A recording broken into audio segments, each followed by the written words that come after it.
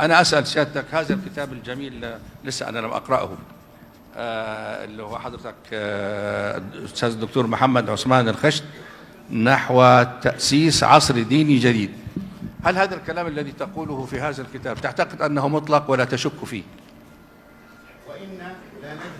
لا لحظة أنا سأتولى الإجابة. أنا سيد الفاضل، أنا سأتولى الإجابة. هرد على فضيلتك بعد ما تخلص. أنا أسأل سؤال. هرد على فضيلتك بعد ما تخلص. لو عايزني أرد دلوقتي أرد. أنت أستاذ اللغة العربية، هذا السؤال ليس حقيقيا، ليس سؤالا، في سؤال حقيقي وفي سؤال كذا. هذا سؤال تقريري لي أنا أرد عليه.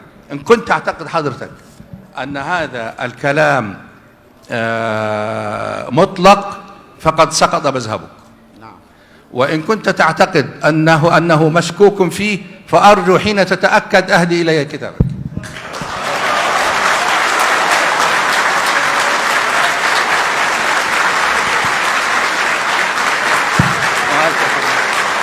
ثم أسأل حضرتك، ثم أسأل سيادتك. يا لا ولا تسمح لي أعبر عن رأيي؟ والله حسيبك تطلع على البروتوكول. تسمح لي أعبر عن رأيي؟ تفضل حضرتك. لا تصادر علي ما تطلبه. أنا مش بصادر ولا حاجة. يعني حضرتك يعني حولتها المعركة بين إطلاقا. أنا ما حاولتش والله، أنا باخذ من كلام سيادتك أهو. في أن احنا جامعاتنا الآن من أكثر من قرن من الزمان، فيها الهندسة، فيها الطب، فيها الزراعة، فيها الصيدلة، فيها الطيران. احنا حتى الآن مش قادرين نصنع كاوتش سيارة. لا أحدثك عن السيارات، لا أحدثك عن الأسلحة التي تباع لنا ليقتل بعضنا بعضا. نحن يا سيدي فاضل بنشتري الموت بفلوسنا. هذا هو ما يمليه عليه ضميري أن أقوله في هذه الجلسة حتى ألقى الله وأنا يعني قدمت بعض الشيء. سيادتك حضرتك يعني قلت التجديد ده أنا زي بيت أبويا، أنا مثلا أحبه وأقدره ولكن لا أسكن فيه وأنتقل إلى بيت جديد. هذا ليس تجديدا، هذا إهمال وترك وإعلان يعني الفرقة للبيت الوالد مع احترامه.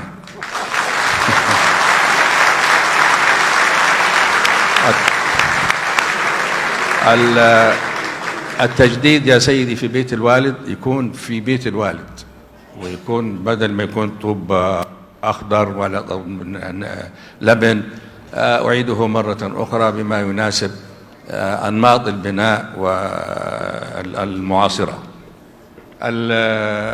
ليس الأشاعرة كما تفضلت يقيمون عقيدتهم على أحاديث الآحاد. هذه الأمور ندرسها، أنا درستها أيام أن كنت طالبا في القسم الثانوي، وأذكر شكل الشيخ ووقفته الذي درسني هذا، وأن الأشاعرة والماتريدية بل والمعتزلة قبلهم لا يمكن أن يقيموا مسألة واحدة في أصول العقائد إلا على الحديث المتواتر أو على القرآن الكريم. أن نسمع اليوم أن الأشاعرة يقيمون عقائدهم على الحديث الآحاد اللي هو الذي يفيد العمل الظن ولا يفيد العلم، طبعا وبعد هذه الفترة الطويلة أكيد أن هذا يعني خاطرة وليست مسألة علمية مبحوثة. التراث يعني الكلام عن التراث كلام عجيب. هذا التراث يا سيدي الذي يعني نهون من شأنه اليوم، الذي نهون من شأنه، نهون ونهول في تهوينه.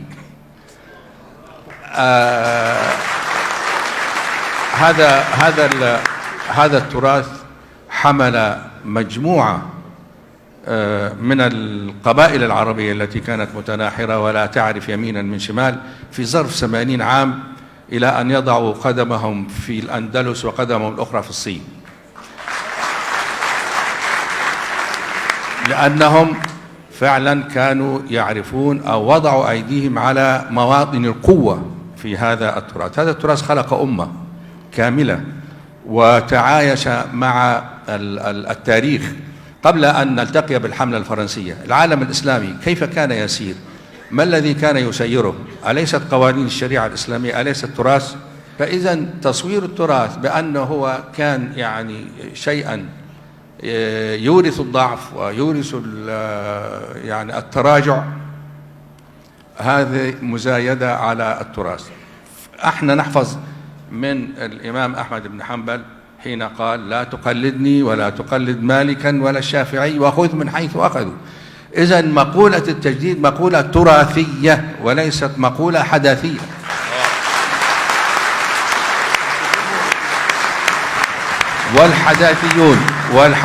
والحداثيون حين يصدعوننا بهذا الكلام دون مزايدين على التراث ومزايدين على قضية الأمة المعاصرة الآن. نعم، التراث ليس فيه تقديس، وهذا تعلمناه من التراث ولم نتعلمه من الحداثة. بالعكس، أنا كنت أتوقع أن الناس يقولوا: أين التراث مما نحن فيه؟ لأن احنا شخصيتنا انتهت. هو احنا يعني حضرتك حدثني شخصيتنا ايه كعرب ومسلمين؟ لا شيء الآن. لا شيء الآن. ده يقضى في أمورنا. وأنا كنت في منتهى الخزي وأنا أشاهد ترامب مع في إسرائيل. طبعا هم الذين يخططون ويقولون ويتحكمون ويحلون المشاكل. لا يوجد أحد عربي ولا أحد مسلم. فهذا هو المجال الذي يجب أن نحارب فيه. ولعلك يعني أنا أرجو أن تكون على علم بما وراء الأكمة.